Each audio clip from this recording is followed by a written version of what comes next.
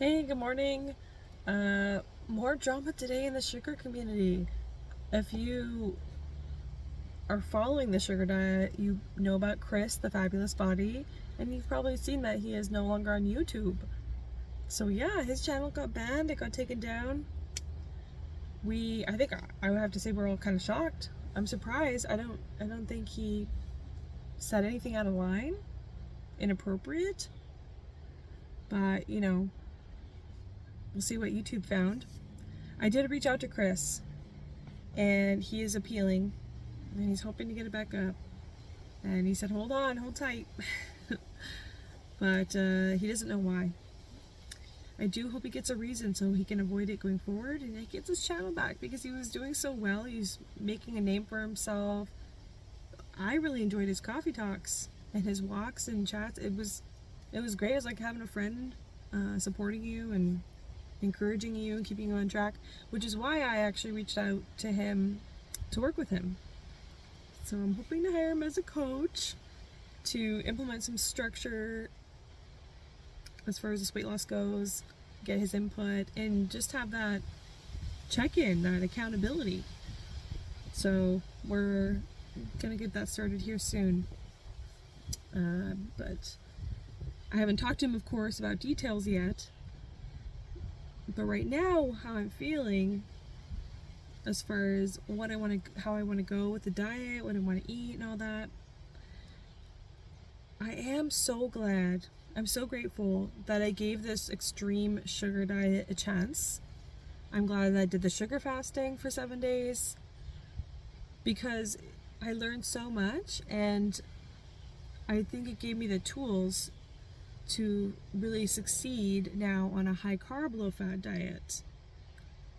Because I've done McDougall's starch solution before. I've done so many of these high carb, low fat. Like I've done the raw veganism. Anyway, I've done like versions of this before.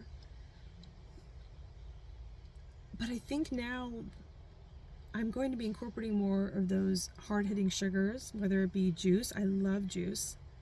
A commenter last video mentioned juice in the morning is a game changer, and I agree 100%. I'm not giving that up. I love that. I love starting my day, of course, with some water first, but having that juice in the morning, it wakes you up, it hydrates you, and energizes you. It's got that nutrition punch. I mean, it's so good. Like fruit juice in the morning, it's light. I like it so much better than eating solid food. Otherwise, I want to go back to bed after eating solid food. Anyway, so I definitely going to incorporate more juice, and even, yes, I am going to probably keep some candy in my diet. Like, I know that's shocking and surprising, especially now that coal killed the sugar diet, apparently. But I really found that to be a tool. For one thing, of course, fruit is always the go-to. Like, that's preferred transportation of fructose, carbs, whatever. Fruit is great. Yes, that is the number one. But where I live, fruit kind of sucks most of the year. It's not great and expensive and sometimes inconvenient if you didn't time the ripeness correctly, and all that. So I feel like having sugar, like hard-hitting sugar on hand, is a way to keep on track, stay energized and light, feeling light, and just getting that hit of energy. You can deal with the nutrition later at dinner or something like that, right? You just maybe need a little pick-me-up. You don't want to reach for the caffeine. You go for that sugar. And I've actually really liked marshmallows. I've been eating a lot of marshmallows, like as my version of sugar. And I know it's not healthy. I know it's void of nutrition, yada yada. I get my nutrition in other times of the day. It's just that way to keep me on track where I don't slip up. And before I would eat like a cup of chocolate chips or nuts or chips, like fried chips, like bags of chips, for that snack, or that I'm just hungry and need something. That's way worse. That was putting on the pounds. I mean, I'm telling you, I had a chocolate chip addiction. Chocolate chips, specifically the semi-sweet chocolate chips. They were so high in fat, and I would just like snack on them. Oh, so bad. So I think that's where a lot of my weight has come from.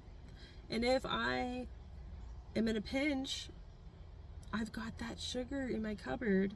It's not going bad. I don't have to worry about that. And I don't need much. I definitely hit a limit. It's harder for me to binge on sweets, like fat-free, sugary sweets. It's hard for me to binge on that. I get over it. You just feel maxed out after a bit. Maybe not everyone, but me. That's how I can't really binge on those. But I can eat an entire bag of potato chips, no matter the size.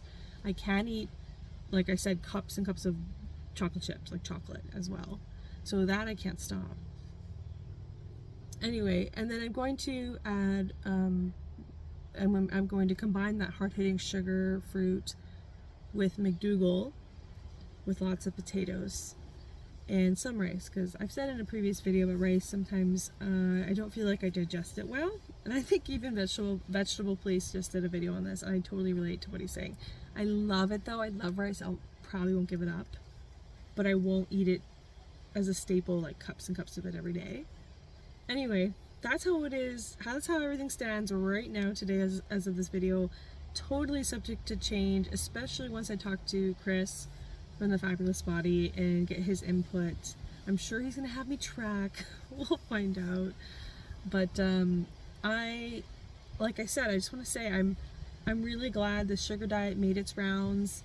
It came across my feed and I tried it, because I think for life, I think it's going to help me maintain a good weight for life.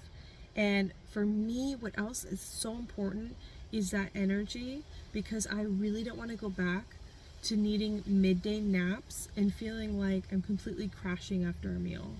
And that just, the energy suck that a really heavy or high fat meal does to me. Eating that little sugar is just it's so efficient, and I'm all about efficiency. I love it. Anyway, that's it for now. More to come. Thanks for tuning in. Fingers crossed, hoping that the Fabulous Body gets all of this resolved quickly. Have a great day, everyone. Bye.